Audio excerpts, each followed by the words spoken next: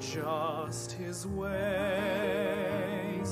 how good his discipline, how pure his truth, how kind his goodness, how calm his peace, how long his patience, and all of these he gives to me. So I will praise him with every breath,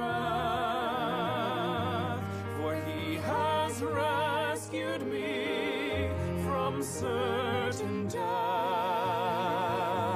And now this life I live in him. Oh, let his glory shine while mine grows dim.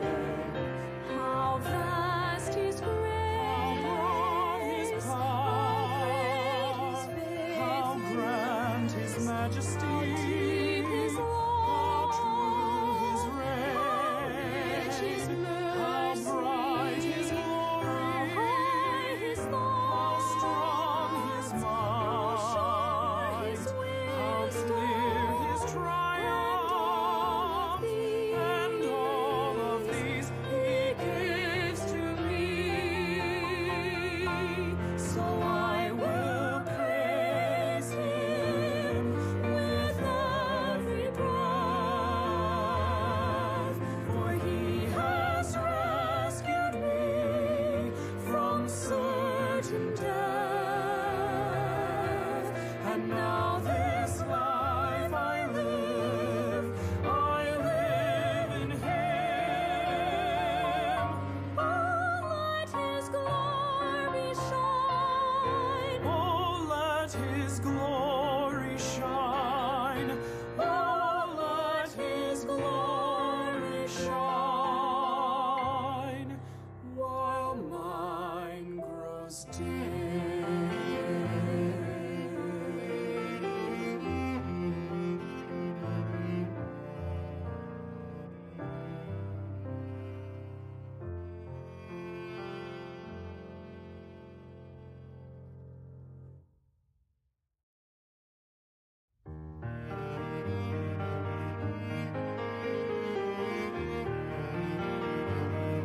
How vast his grace, how great his faithfulness, how deep his love, how rich his mercy, how high his thoughts, how sure his wisdom, and all of these he gives to me. So I will praise him with every breath, for he has rescued me from certain death. And now this life I live in him. Oh, let his glory shine while mine grows dim.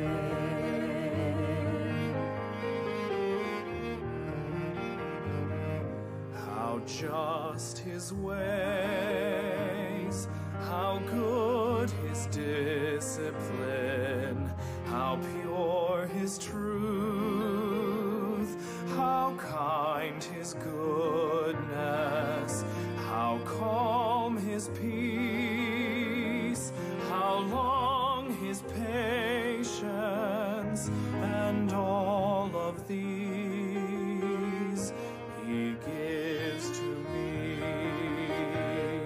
So I will praise him with every breath,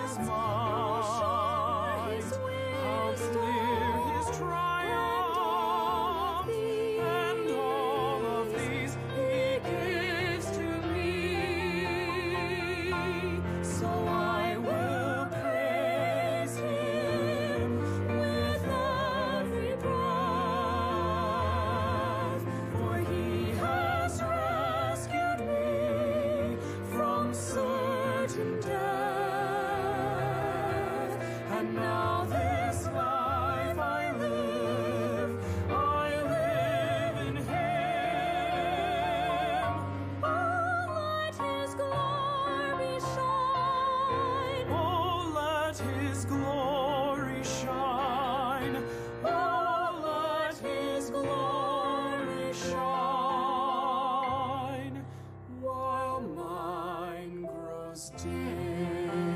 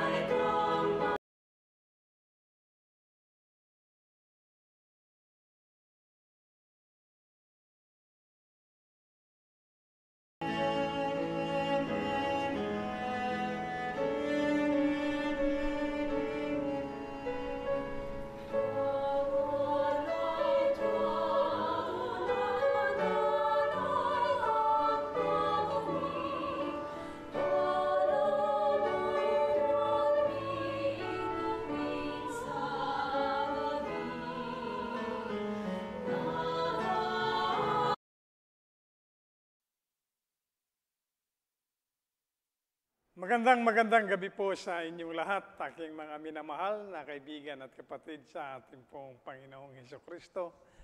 Tayo po muli sa gabing ito ay nakakaranas ng masaganang pagpapala ng ating pong Panginoong Diyos sapagkat muli ay Kanyang ipinagkaloob sa atin ang gabing ito.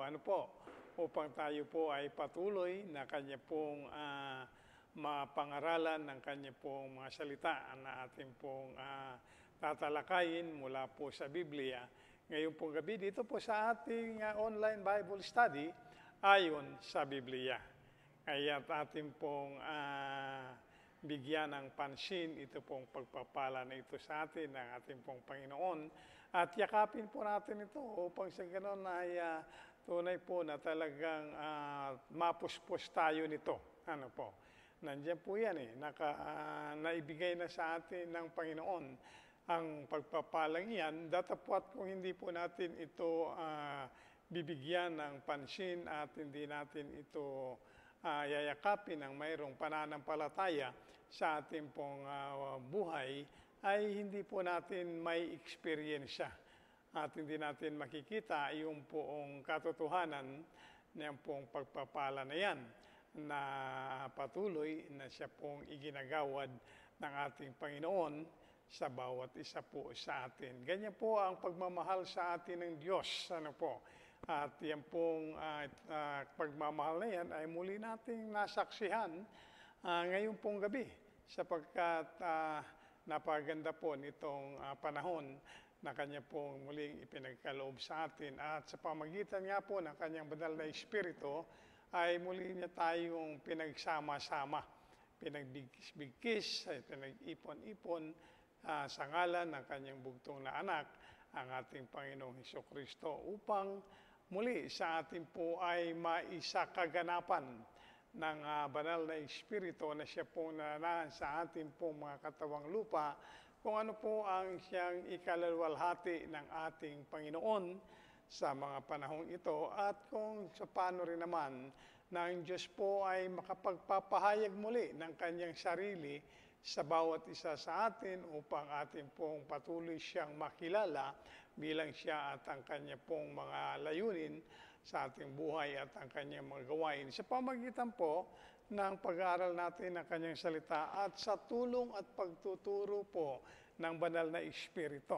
Samantalang ginagamit po niya itong kanyang abang lingkod bilang kanya pong instrumento upang maipaabot po sa inyo ang katotohanan na mga nais po ng ating Panginoong Diyos, ang ating Ama sa Espiritu, na muli pong mailahad sa atin ngayon pong gabing ito.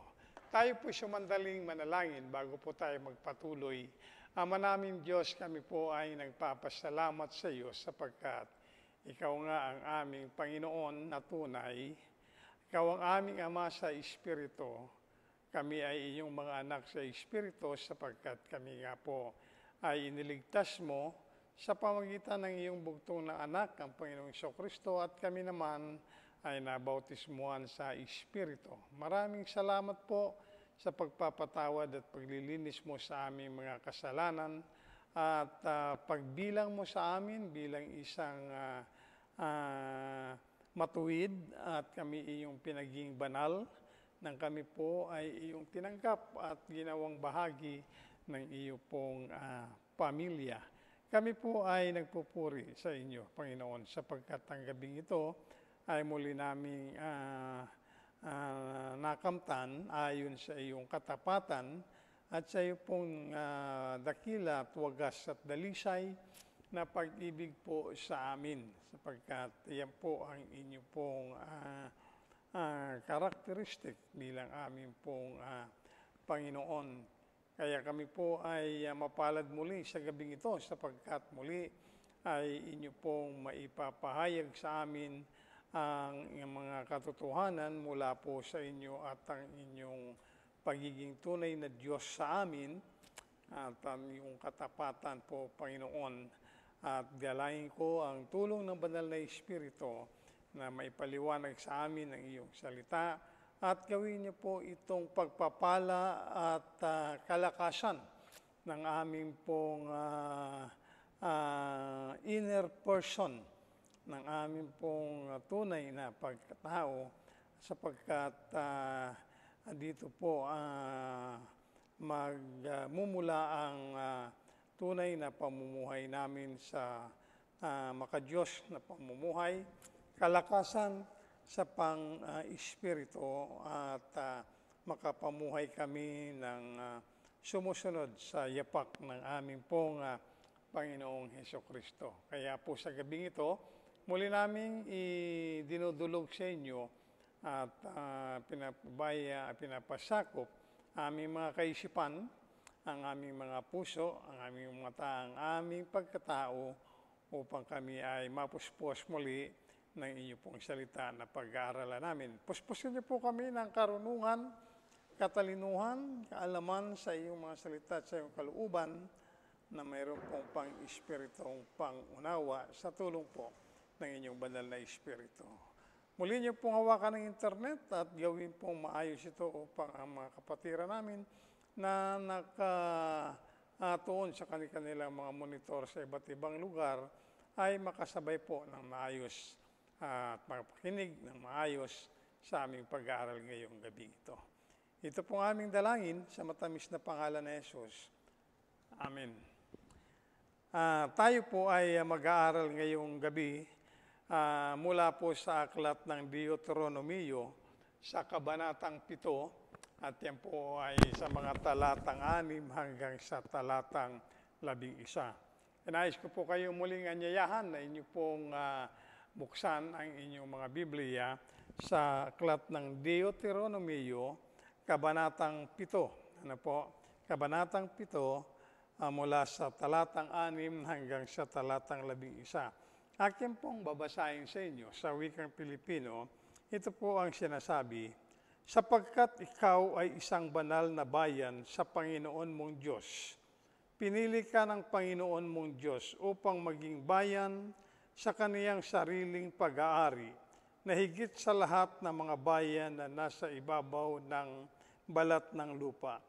Hindi kayo inibig ng Panginoon o pinili kayo ng dahil sa kayo'y marami sa bilang kaysa alinmang bayan, sapagkat kayo ang pinakamaliit sa lahat ng mga bayan, kundi dahil sa inibig kayo ng Panginoon at dahil sa kaniyang tinupad ang sumpa na kaniyang isinumpa sa inyong mga magulang, ay inilabas kayo ng Panginoon sa pamamagitan ng makapangyarihang kamay at tinubos kayo sa bahay ng pagkaalipin mula sa kamay ni Paraon na hari sa Ehipto.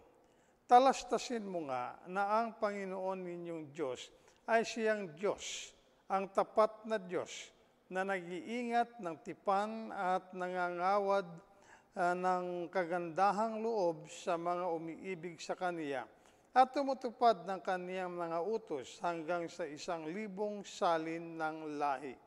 At pinaghihigantihan sa kanilang mukha ang mga napupuot sa Kaniya upang lipulin siya'y hindi magpapaliban doon sa napupuot sa Kaniya, kaniyang paghihigantihan sa kanilang mukha. Iyong ang iingatan ang utos at ang mga palatuntunan at ang mga kakahatulan ng aking iniutos sa iyo sa araw na ito na iyong ganapin.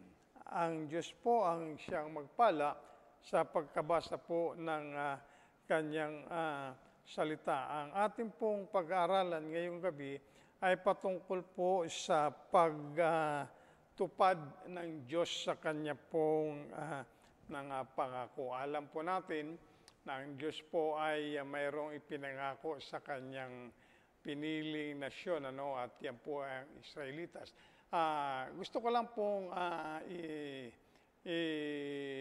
ipaalam sa inyo, mga kapatid, kaibigan sa Panginoon, na itong pag-aaral natin ito, na kung saan ginagamit po natin yung bilang ihemplo, yung pong pangako ng Diyos sa kanyang mga pinili na mga tao na maging kanya. Ang mga Israelitas po ay pinili po ng Diyos yan na maging kanyang tao at maging kanyang bayan. Datapwat alam po natin ang mga pangyayari kahit hanggang sa ngayon na ang Israelitas ay hindi pa tuluyang nananampalataya sa ating pong Panginoon, lalo na po sa ating Panginoong Hesukristo. Bagamat ang Diyos po ay patuloy na sinasakatuparan kung ano ang kanyang ipinangako sa kanila. Katulad po ng Israel, tayo ay pinili rin ng Diyos. Tayong mga hintil na Kristiyano ngayon. Pinili po tayo ng Diyos sa tayo po ay kanyang iniligtas upang maging kanyang mga tao. Tayo ay kanyang iniligtas para sa kanya. Hindi po tayo pinili at inibig ng Diyos dahil sa tayo ay magaling o sa tayo ay banal o matuwid o anuman. Hindi po. Lahat po tayo na ipinanganak dito sa sanlibutan ay wala pong angking katuwiran o kabanalan sapagkat tayo nga po ay ipinanganak na makasalanan. Ngunit tayo po naman ay binigyan ng pagkakataon ng Diyos ng kanya pong isinugo ang kanyang bugtong na anak. Hindi lamang para sa mga Israelitas, kung hindi sa buong sanlibutan. At kanya pong inihandog ang kanyang anak bilang isang handog na sakripisyo sa atin.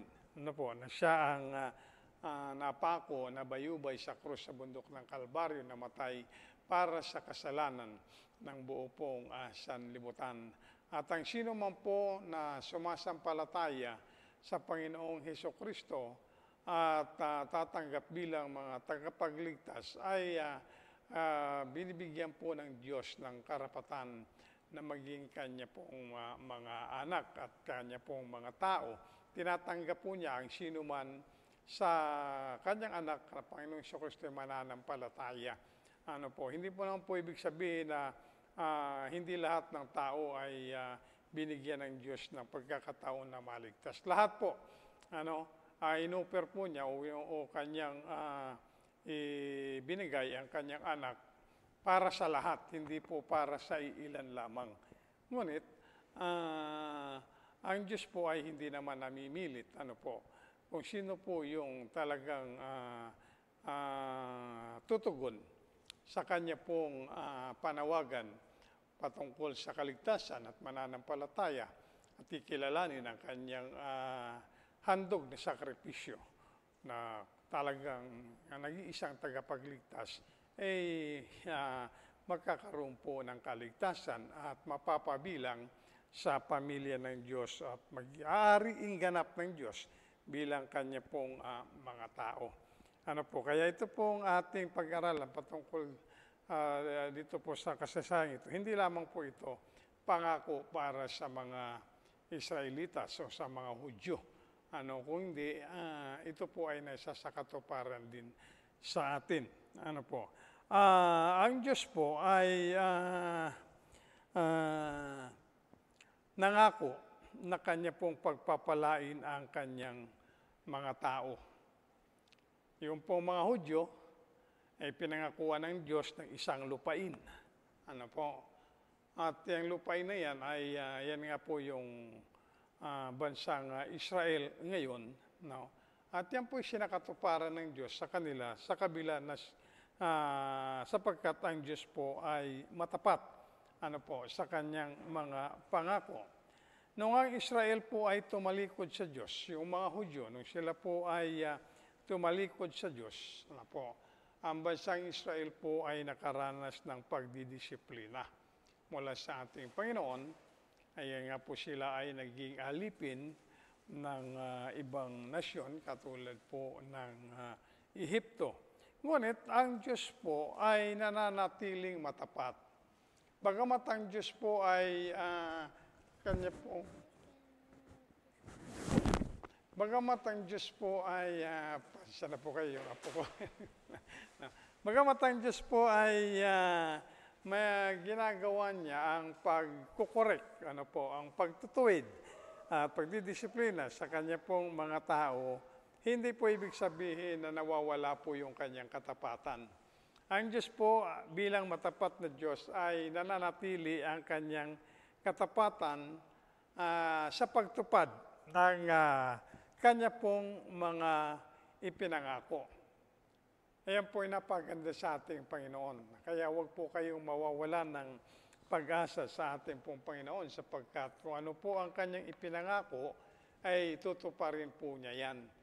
Ngunit hindi niya po yan tutuparin ayon sa ating sariling kaparaanan o sa ating sariling panahon o oras, kung hindi sa kanyang sariling panahon at oras at kaparaanan. Katulad po halimbawa ng kanyang ipinangako kay Abraham, na gagawin niyang napakarami ang kanya pong lahi.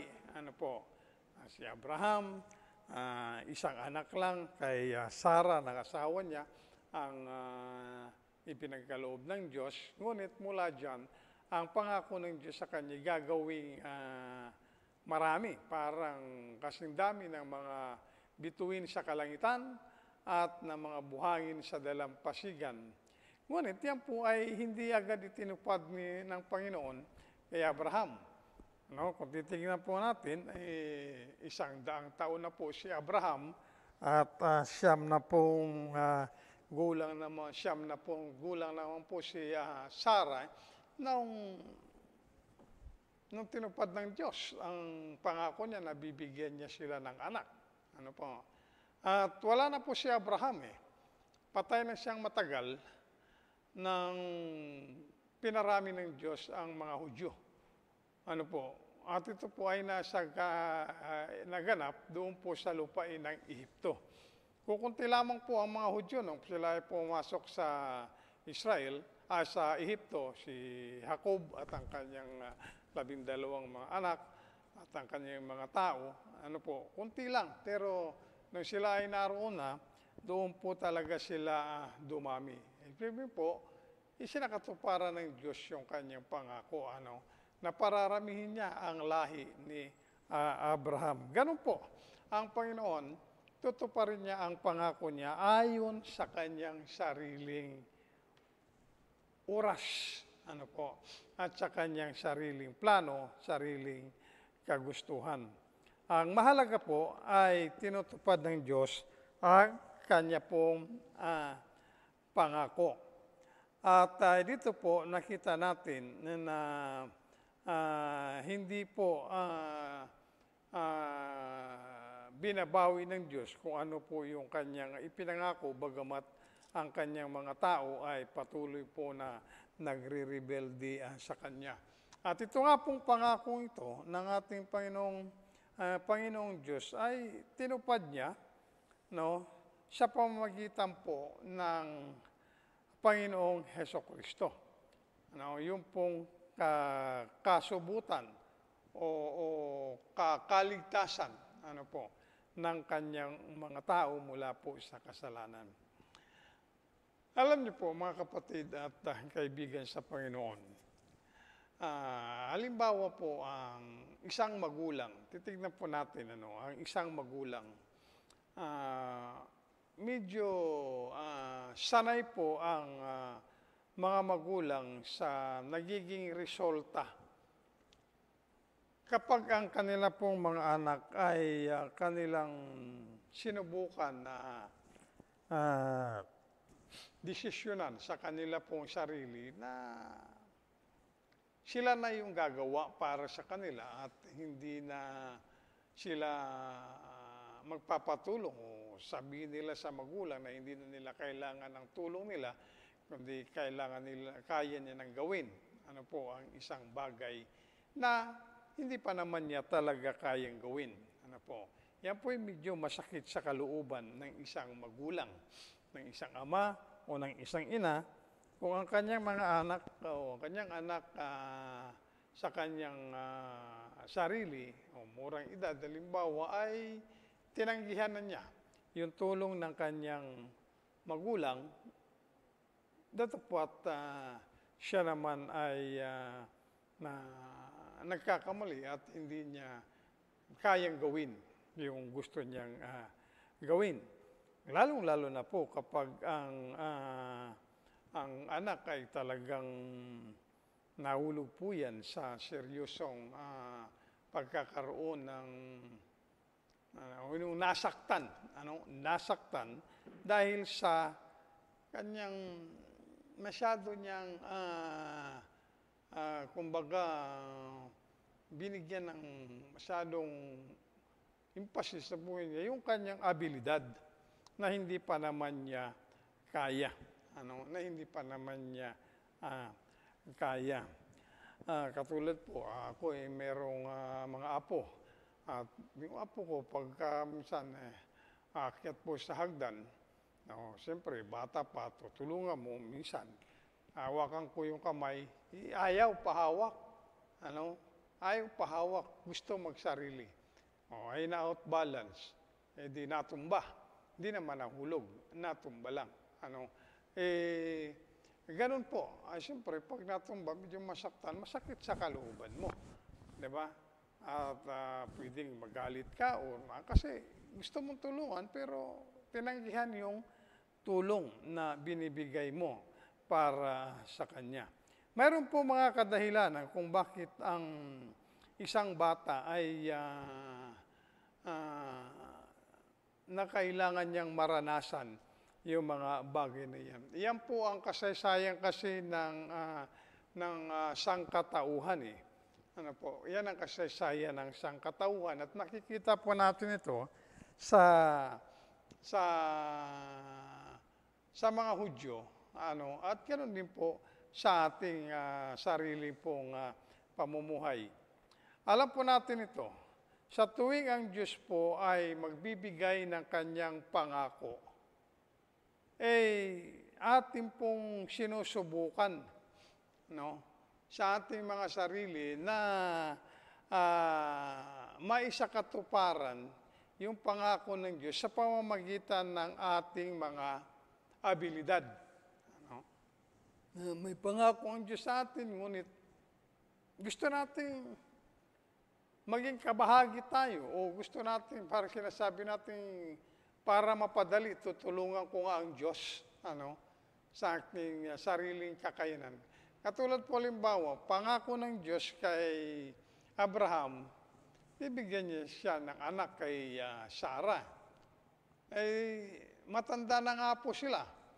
Hindi pa natutupad yung pangako ng Diyos. Kaya sabi ni Sarah, siya ay nagbigay ng isang, suggestion kay Abraham para maisakatuparan yung pangako ng Diyos na magkaroon siyang anak. Sabi ni Sarah, ito yung alipin kong babae na taga-Ehipto. Ayan, makishipping ka sa kanya.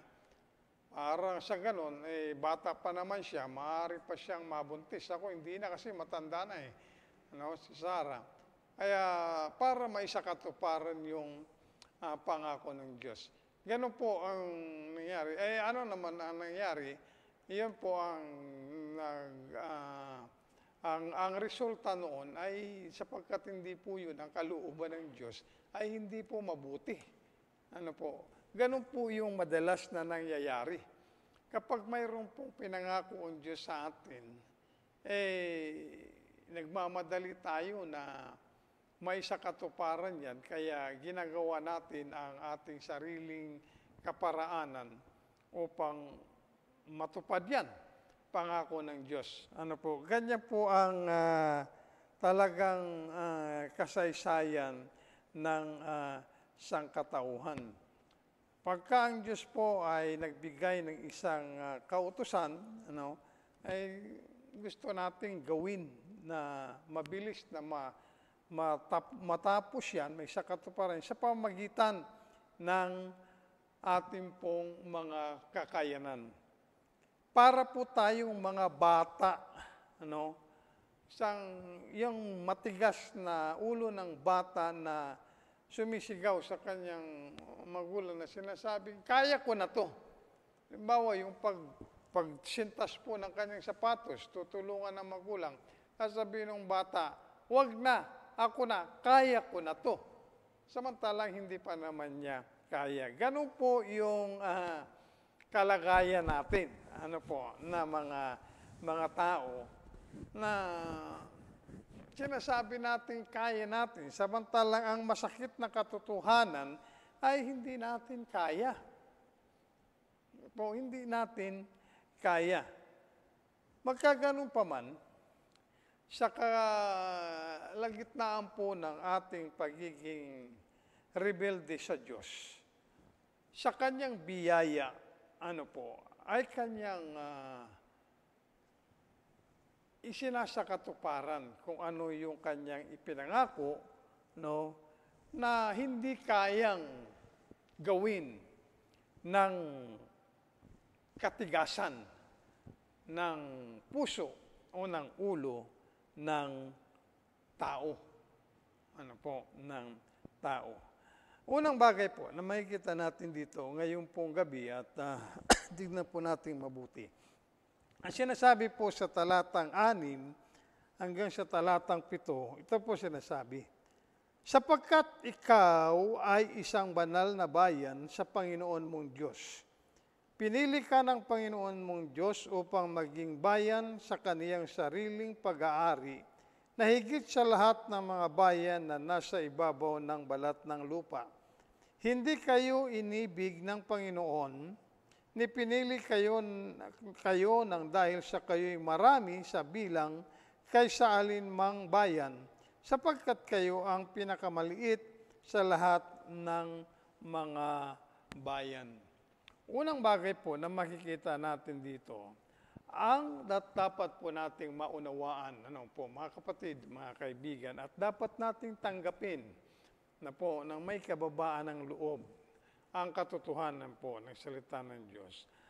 Una po, ang bawat pangako po ng Diyos ay hindi po maaring maisakatuparan yan sa pamamagitan po ng tinatawag na performance ng isang tao o sa pagkilos ng isang tao. Ano po? Halimbawa po, kayo ay gustong kumain ng candy. Ano po? Masarap na candy. Di ba uso ngayon yung mga pupunta ka sa mga grocery store na parang mayroong isang kahon na nandoon ang sa loob nun ang mga candy.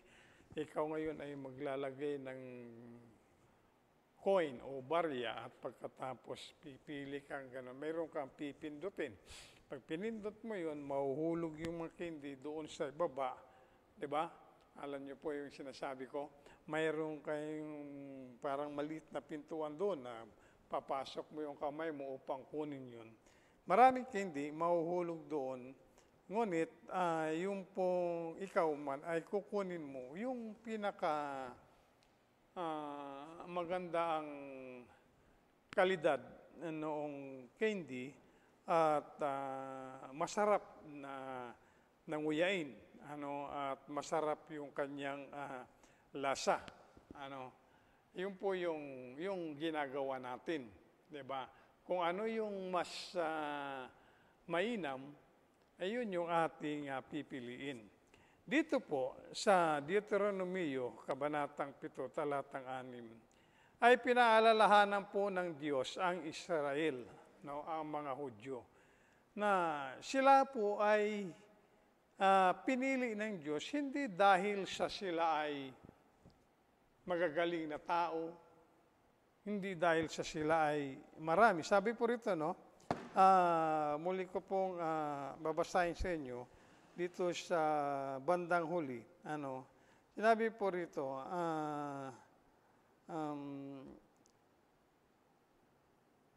basahin ko na lang po mula sa umpisa. Sapagkat ikaw ay isang banal na bayan sa Panginoon mong Diyos, at pinili ka ng Panginoon mong Diyos upang maging bayan sa kanyang sariling pag-aari, na higit sa lahat ng mga bayan na nasa ibabaw ng lupa. Na dito po, pinaalalahanan ng Diyos ang mga Israelitas na sila ay kanyang pinili upang maging kanyang kayamanan. Hindi dahil sa kanilang sarili kalagayan, hindi dahil sila ay mayaman, kung hindi sila ay maging kayamanan at pag-aari ng ating pong Diyos. At dito po sa talatang 7 ay pinatutuhanan ng Diyos sa kanila kung paano niya silang pinili. Sinabi po, hindi kayo inibig ng Panginoon, ni pinili kayo nang dahil sa kayo'y marami sa bilang kaysa alinmang bayan, sapagkat kayo ang pinakamaliit sa lahat ng mga bayan. Kung ikumpara mo sa ibang mga bayan, mga nasyon na malalaki, ano ang mapapala mo sa Israel? Napakaliit na bayan. Kung ikaw ay bibili halimbawa ng tinapay, mayroon 2 tinapay diyan na nakita mo. Yung isa maliit, yung isa ay malaki. Pero pareho lang ng presyo. Halimbawa, 5 piso yung presyo nila, pareho. Pero maliit yung isa. Yung isa malaki. Anong pipiliin mo? Siyempre yung malaki. Bakit? Kasi yung maliit, at hindi ka mabubusog doon, di ba? Pero yung malaki, mabubusog ka kapag yun ang iyong pinili. Dito po sa talatang 7 ay pinasigurado po ng Diyos sa mga Israelitas na hindi niya sila pinili dahil sa kanilang gawain o sa kanilang tinatawag na performance. Kaya sila ay pinili ng Diyos bilang maging kanyang bayan. Ano ang sabi ng Diyos? Tignan po natin sa Deuteronomio pa rin po, Kabanatang 9, talatang 6. Talatang 6. Kabanatang 9, talatang 6. Ito po ang sinasabi, talastasin mo nga na hindi ibinibigay sa iyo ng Panginoon mong Diyos ang mabuting lupaing ito upang ariin ng dahil sa iyong katuwiran, sapagkat ikaw ay isang bayang matigas ang ulo. Pag-isipan mo, ang sabi ng Panginoon, hindi ko ibibigay sa iyo ang lupaing ito dahil sa matuwid ka. Ika'y matigas ang ulo. Diba? Ay, hindi naman po ibig sabihin na ang Diyos ay nangungonsente ng katigasan ng ulo. Kung hindi, pinapaliwanag niya ang kanyang pagiging matapat na Diyos. Ipinakikita niya. Ganon din po sa atin. Tayo po na mga pinili ng Diyos ay wala po tayong may pagmamalaki sa Kanya. Ano po? Wala po tayong may pagmamalaki sa ating Panginoon. Ngunit, ayon sa Kanyang matapat at wagas na pag-ibig, tayo po ay Kanyang inibig. Tayo po ay Kanyang pinili upang maligtas. Tayo po ay Kanyang pinili upang maging Kanyang mga tao. At tayo po ay Kanyang tinanggap nang tayo po ay nanampalataya sa ating Panginoong Hesukristo bilang ating pong tagapagligtas. At nais pong ipakita sa atin ng Diyos na siya ay matapat na Diyos.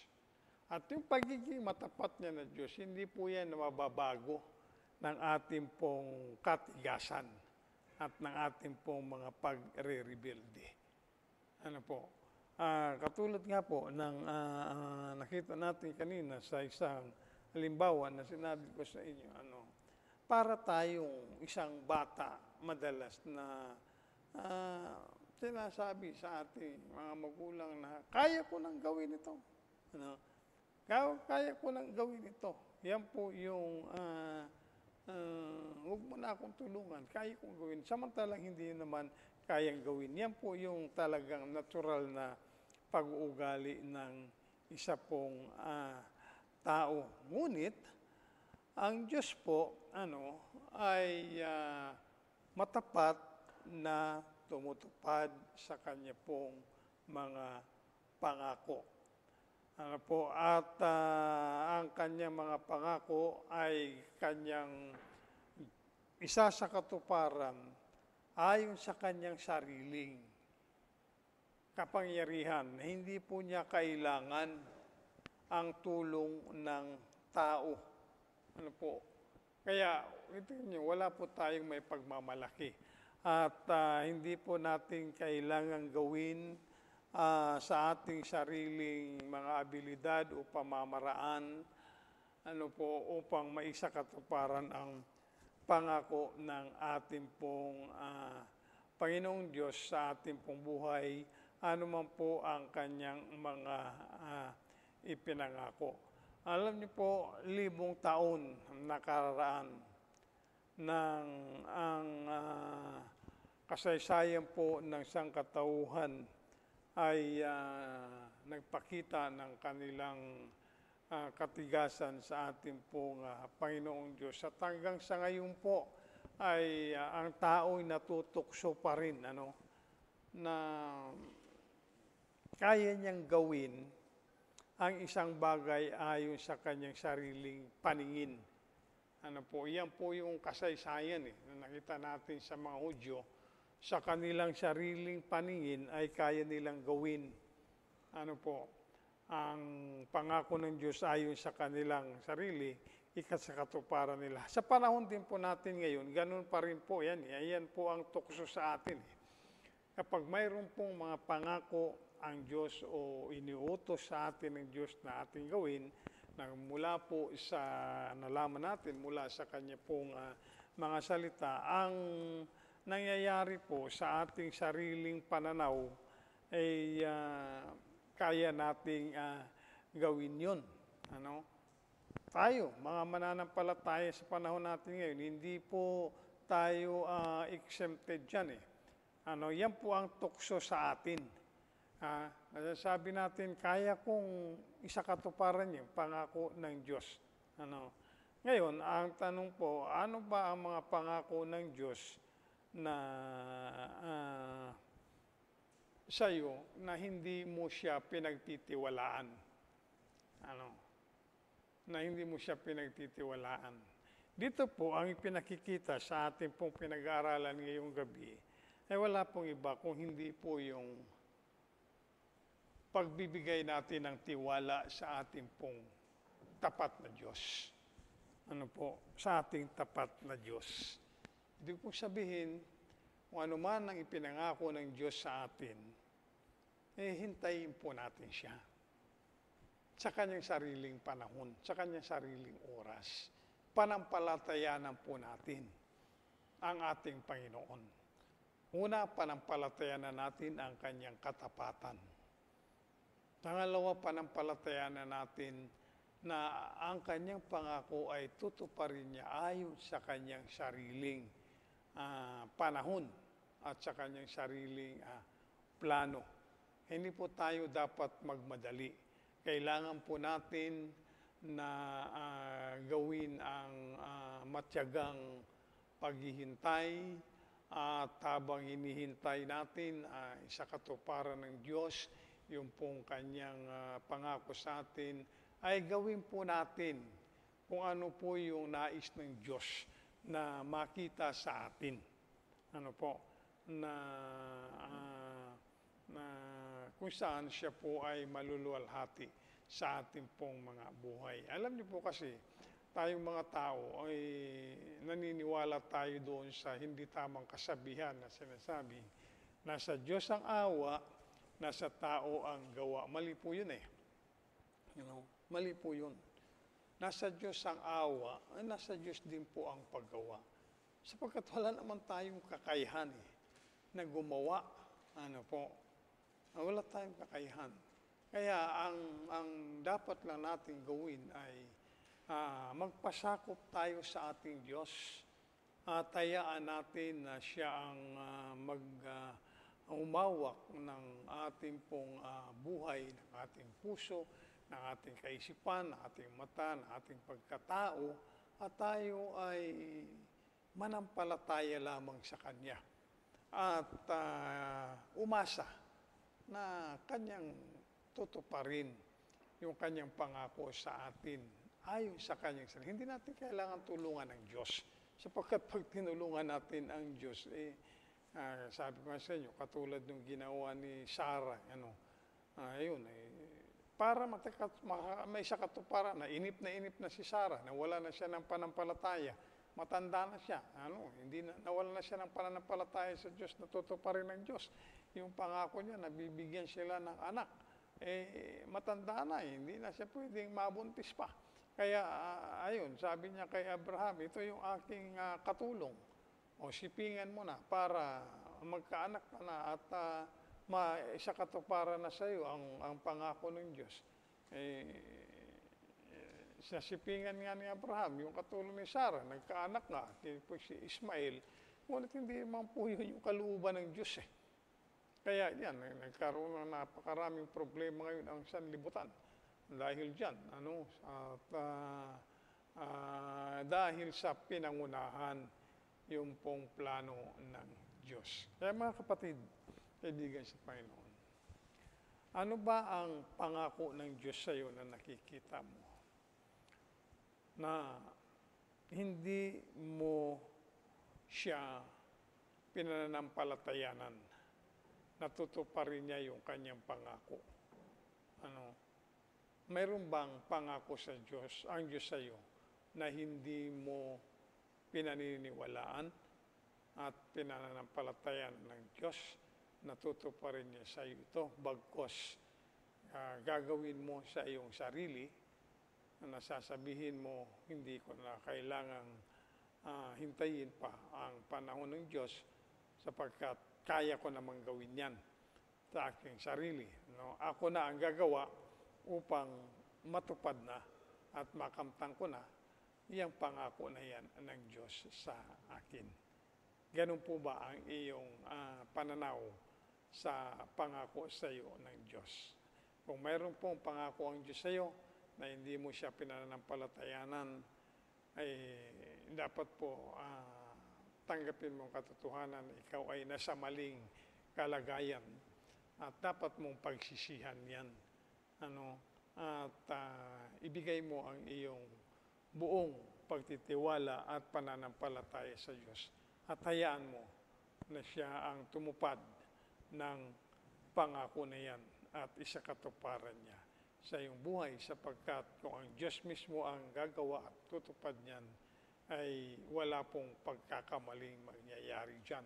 Kung hindi, iyan po'y talagang makakamtan mo ang 100% na pagiging malinis at ang talagang pagkasunod mo sa kalooban ng ating pong Panginoon. Kaya dito po ang hamon sa atin ngayong gabi sa ating pinag-aralan ay ang pananampalataya natin sa Diyos. Muli po nating pag-aralan, saliksikin ang ating mga pananampalataya. Mayroon ba pangakong Diyos sa iyo na hindi mo siya pinanampalatayanan? Alam mo yan sa iyong sarili. At ang salita ng Diyos ay nagpapahayag sa atin na dapat isaayos mo ang iyong sarili. Sundin mo kung ano ang plano ng Diyos sa iyong sarili at sa iyong buhay.